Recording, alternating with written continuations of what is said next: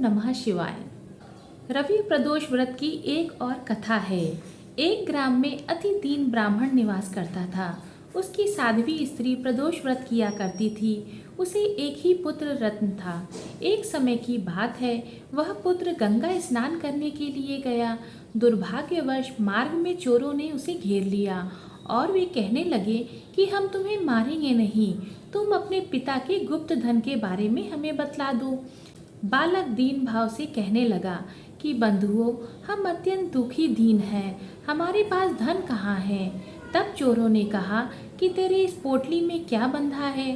बालक ने निसंकोच कहा कि मेरी माँ ने मेरे लिए रोटियां दी हैं। यह सुनकर चोरों ने अपने साथियों से कहा कि साथियों, यह बहुत ही दीन दुखी मनुष्य है, अतः हम किसी और को लूटेंगे। इतना कहकर चोरों ने उस बालक को जाने दिया। बालक वहां से चलते हुए एक नगर में पहुंचा। नगर के पास एक बरगद का पेड़ था। वह बालक उसी बरगद के वृक्ष की छाया में सो गया। उसी समय उस नगर के सिपाही चोरों को खोजते हुए उस बरगद के वृक्ष के पास पहुंचे और बालक को चोर समझकर बंदी बनाकर राजा के पास ले गए।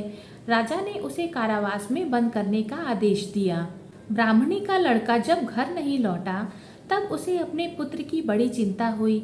अगले दिन प्रदोष व्रत था। ब्राह्मणी ने प्रदोष व्रत किया और भगवान शंकर से मन ही मन अपने पुत्र की कुशलता की प्रार्थना करने लगी।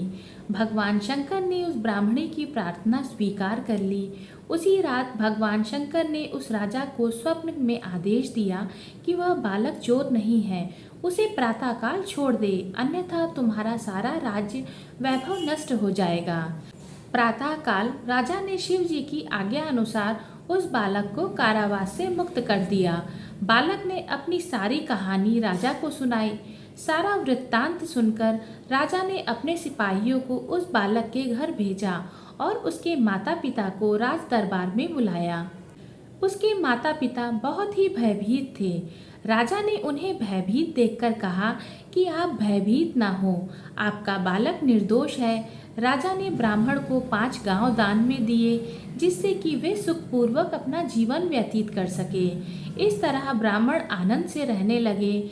शिव जी की दया से उसकी दरिद्रता दूर हो गई।